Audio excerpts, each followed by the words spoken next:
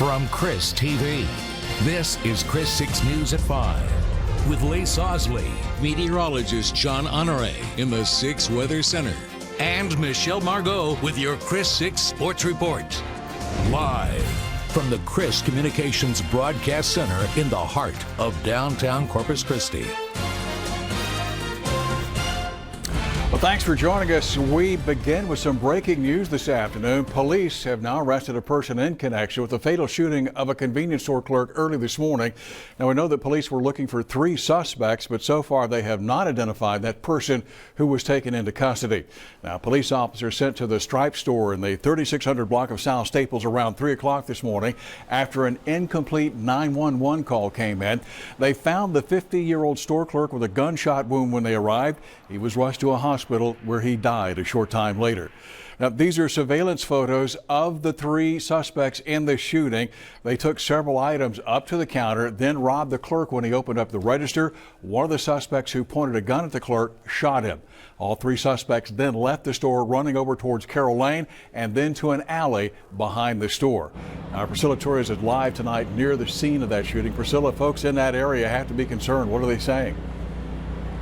Lee, I talked with several people in this area today who say that they are shocked that something like this would happen here, but they're more saddened at the loss of an innocent life who people describe as a friendly man and treated everyone like family. Seems like family. Nice guy, sweetheart, always friendly, no matter what time you went in there. And we went in there quite a lot. So it's kind of like almost losing a family member, which is sad that this is a relatively nice, safe neighborhood.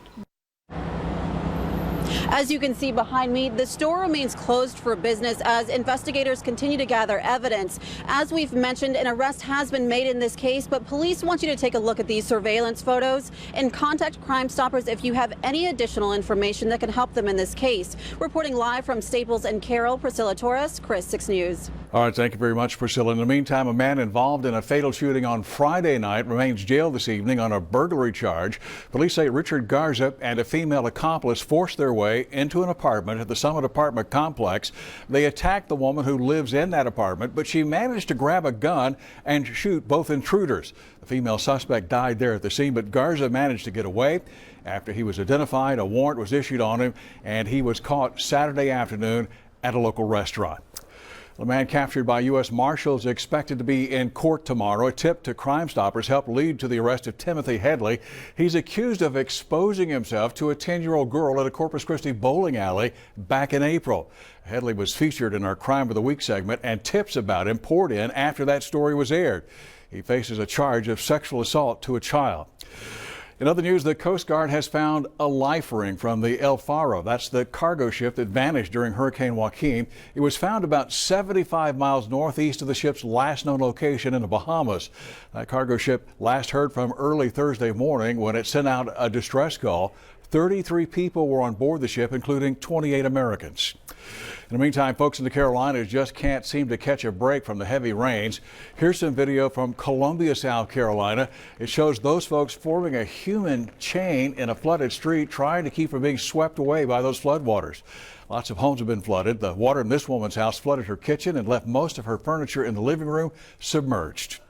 By contrast, our weather here in the coastal bend has been pretty tranquil. Let's check in now with 6 meteorologist John Honore. Yeah, let's take a look at what's going on out to the east here, and we'll see that we've got a big upper level low that is just absolutely lashing the Carolinas. Just about the entire state of South Carolina is having problems with flooding. A good chunk of southeastern North Carolina as well. Some sections have seen up to 17 inches of rain, and it is still raining there, and it will continue to rain there for at least another day or so. Meanwhile, we're watching moisture make its way into West Texas, and a big storm moving its way into California could make for some wet weather down the road here. We'll talk about it coming up in just a few minutes.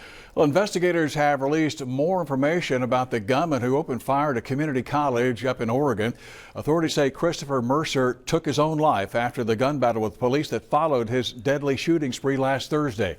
Now, Mercer took 9 lives in just 10 minutes and wounded several others at the Umpqua Community College. The motive for the shootings still under investigation. Meanwhile, there's been a huge outpouring of support for the victims, their families, and the survivors. Caitlin Bolduc has more on how that Oregon community is responding to last Thursday's tragedy. In this unassuming building, We do a whole lot in the store. Matt Boyd is hard at work. His Going Postal business is taking somewhat of a back seat today. Somebody called me and asked me if I'd do a decal for them, and I said sure. I designed it. Somebody saw it here, and within 5 minutes I sold 5 of them. These UCC Strong decals now selling out faster than he can make them. My car, my husband's car, and then my mom's car. And he says he's going to have more next week. It's all to help the family of Rebecca Ann Carnes, a girl Boyd grew to know in this shop. Rebecca would take her time after that and wait for me to get done with what I'm doing, just to say hi and talk to me for a few minutes. She honestly did touch my heart. He's also close with her father. Her dad, and I talked yesterday, and he said, I have no doubt that my daughter stood up and said, I am a Christian. Unfortunately, it put me in tears, but, and that's the way I honestly want to remember her. The rest of whatever he makes, Boyd says he plans to give to the general UCC fund. We're probably over $1,000 at this point. It's no surprise. We all band together always. That's a small town, and that's what we're good at doing. And this small town is doing just that. I feel like if we have everybody's support, that we can get through this. Even walking through Stewart Park to raise money for the victims and their families. I was hoping maybe if 50 people come, at least it's better than nothing. If one person shows up and it's just me and them and my friends walking, at least we've helped that one person. But to have so many people come and offer their support to the community, it's amazing. Together, they say they'll all get through it, lifting each other up any way they can.